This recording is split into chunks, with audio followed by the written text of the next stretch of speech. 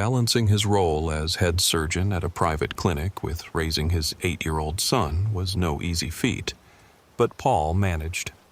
He cared for Nick alone, meaning during quarantines or weekends, there was no one to watch the boy. After school, the curious kid loved visiting his dad's workplace. "Back to see us?" the nurse would ask fondly. Nick would reply earnestly, "Yup, here to learn the trade." "Smart boy," Inna would say, offering him a treat. During one visit, an odd-looking patient arrived, clearly homeless, unconscious, with no ID. "Facial signs of heart failure," Paul noted, glancing at a petite girl, about 9 or 10, hovering nearby. "She's also malnourished. Put her in room 3. The staff suspected the girl wasn't related to the woman. Paul agreed, but had no proof. The next day, the patient slipped into a coma, her condition precarious. The clinic couldn't afford to treat every street case on principle. Money was the issue.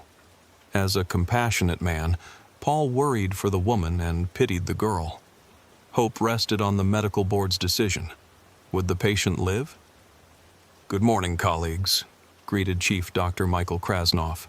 "Today, we discuss a patient admitted a week ago, now in a coma. I must raise the question of disconnecting her from life support."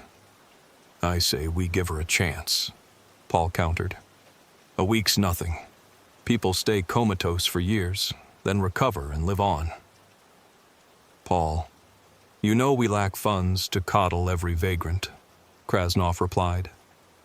"But per our charter, she's entitled to a month here," Paul argued. "And what if she has family besides the mute girl she took in?" Colleagues exchanged knowing looks. Everyone knew Paul and Krasnoff, his former father-in-law, were bitter rivals. Paul had married Krasnoff's daughter, Alina, who bore Nick but left Paul and their 4-year-old son. Oddly, Krasnoff denied his grandson, despite Nick being Alina's child. "Maybe he's embarrassed," Inna speculated. "Who knows?" shrugged ophthalmologist Natalie. "Michael's a peculiar man." Working under his ex-father-in-law was tough, but Paul's job came first. He resolved to fight for the homeless woman. Before the meeting, he'd seen Nick approach the mute girl and offer to play. She trustingly took his hand, and they went to Paul's office. Their instant bond was heartwarming. "Family? Doubt it," scoffed gynecologist Vera, the clinic gossip. "She probably tagged along with the kid for a clean bed and decent food." Her jab hit home. The girl ate ravenously in the cafeteria. Staff said she acted at home. Most treated her kindly, but some resented the attention she got. "Anything's possible," mused ENT specialist Sergey, earning Paul's grateful glance. "Robin Hood, huh?" Krasnoff sneered at Paul. "Turning this into a charity. We're a private clinic, not a state hospital. Our clients' money isn't for every pauper." "I suggest waiting until tomorrow. If no change, we disconnect," Vera said, fawning at Krasnoff. "One day won't matter," Paul exclaimed. "What about the girl?" "I've been clear. We can't fund every broke patient," Krasnoff snapped. "End of discussion." Heart heavy, Paul accepted the decision to disconnect if no improvement came. Probably won't, he thought glumly, heading to his office. Hearing Nick's voice on the stairs, Paul assumed he was with Inna. But entering, he couldn't believe his ears. "I know the Cinderella story," Nick's new friend exclaimed. "Rita told me. It's awesome." "Tell me," Paul smiled. "What's your name?" "Mila," she replied shyly. "Who's Rita?" "Rita's sick here in the hospital," Mila sighed, adult-like. "Is Rita your mom?" Paul ventured. "No, she looked after me when I ended up on the street." "On the street? How?" "My sister Dina led me into the woods." Mila stunned him, sharing her story. Her mother died long ago. Mila barely remembered her. Her father remarried Angelina, who didn't care for her stepdaughter. "I'll watch her my way, but I don't have to love her," she'd say. When Mila was 8, Angelina had Dina, a beautiful but spiteful girl who craved parental love, pushing Mila aside when their father doted on her and later blaming Mila for her own misdeeds. Mila, peaceable, tried bonding with Dina, but got only stuck-out tongues. One day, to Mila's joy, Dina agreed to play. Naive, Mila didn't suspect her sister's cruel plan. They went to a nearby forest. "I'll hide, you seek, okay?" Dina said. "Okay," Mila agreed eagerly, and Dina ran off. Mila counted to 10, then searched.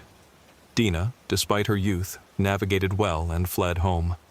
Mila got lost. "I screamed so loud," Mila recounted, pain in her eyes. "Then I couldn't speak." "From fright," Paul nodded.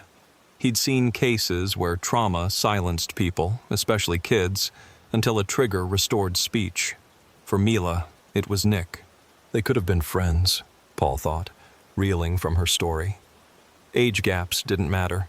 But with Angelina favoring Dina and disliking Mila, Dina embraced her status and acted accordingly. Why didn't Mila's father and stepmother search for her? Mila continued. "Then I met Rita." Her face lit up. Paul vowed to save Rita. She was Mila's only bright spot. He was floored. A homeless woman, now comatose, found Mila by a river and took her in. Like a mama bear, Paul thought sadly. He tried focusing on work, but Mila haunted him. Why didn't she try returning home? Or did she? Did Rita stop her? Yet Paul felt the comatose woman was pure-hearted. Recalling Rita's serene, sleeping face, he thought, an angel. After a routine surgery, Paul hit a supermarket, buying Mila treats. Her eyes sparkled at the sweets, tugging his heart. Munching a banana, she chattered, a born talker, perfect, as he wanted to learn more. Maybe she had family? "Mila, why didn't you try going back to your dad?" he asked. "Pfft," she waved dismissively. "Dad doesn't care about me. He adores Dina, and she and her mom twist him around their fingers." "She talks like an adult," Paul noted. No surprise, kids who endure so much mature fast. Mila went on. "A neighbor said Dad thinks I drowned. They even pretended to mourn me. Let them keep thinking." Paul decided to keep Mila with him. She'd have fun with Nick. I must contact her father and stepmother, he thought. Rita's fate was unclear. Logically, they'd likely disconnect her.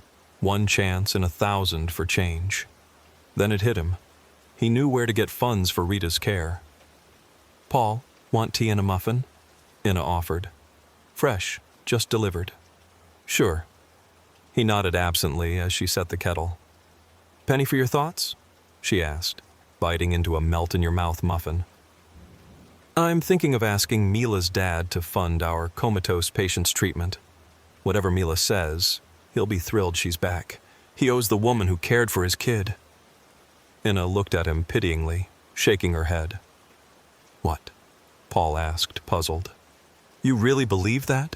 she marveled. "What's wrong?" "If that sorry excuse for a dad cared, he'd have turned the city upside down," she exclaimed. "Social media would be flooded."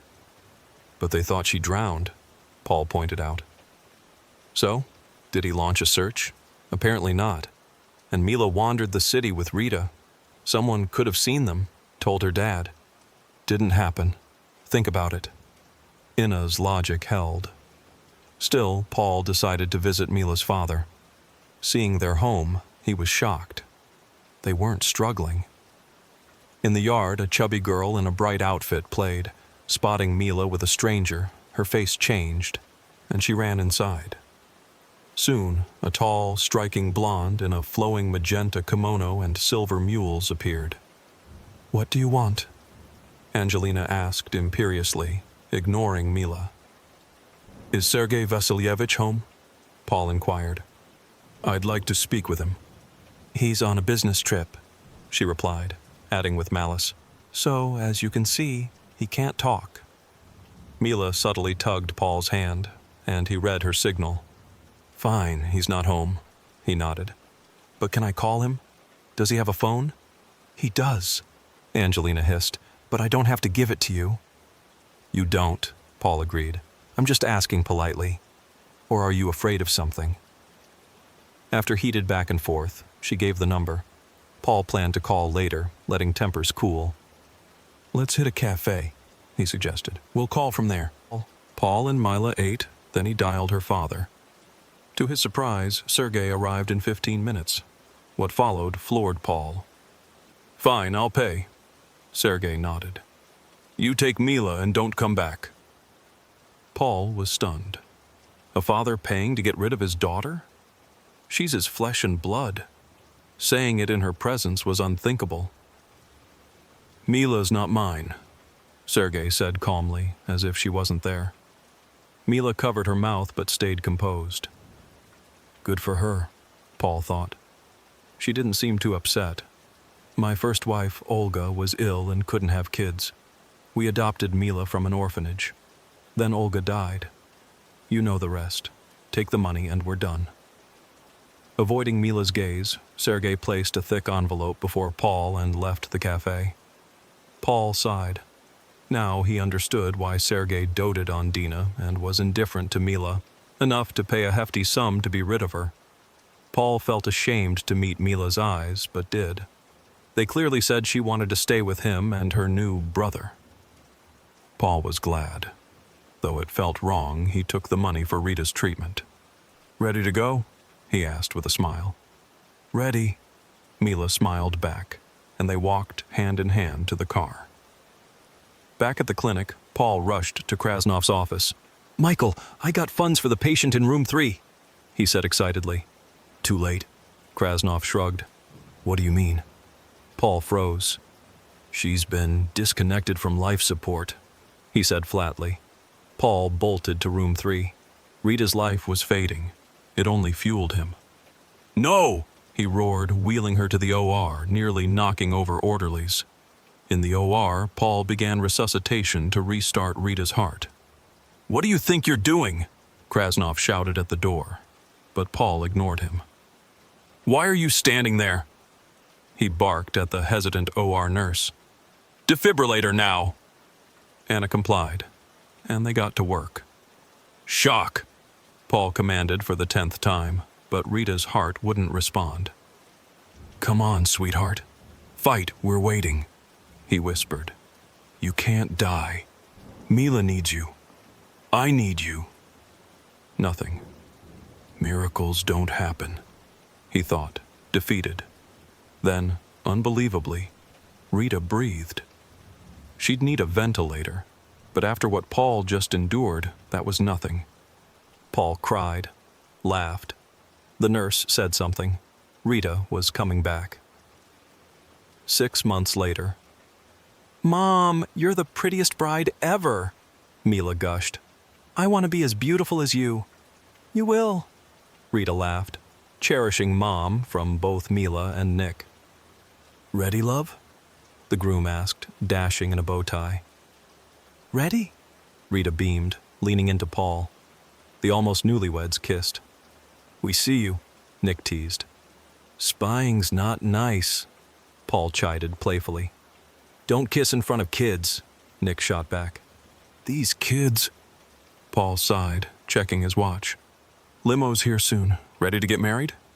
"Ready," Rita replied, radiant. If you enjoyed this story, please give it a thumbs up.